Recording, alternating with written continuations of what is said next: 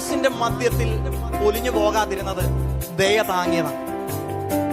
ജീവിതത്തിൽ വരാമാകുന്ന ആപത്തിന്റെ മധ്യത്തിൽ നിന്നെ തകർത്ത് കളഞ്ഞാന്നത് ദൈവത്തിന് നമ്മളോടുള്ള പ്രസാദമാണ്.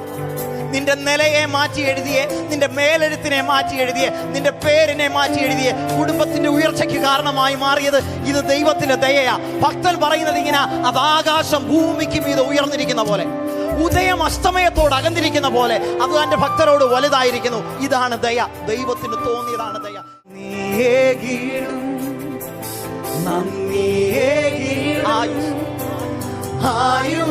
ആരോഗ്യവും നൽകിയ ആരോഗ്യമുള്ള എല്ലാവരും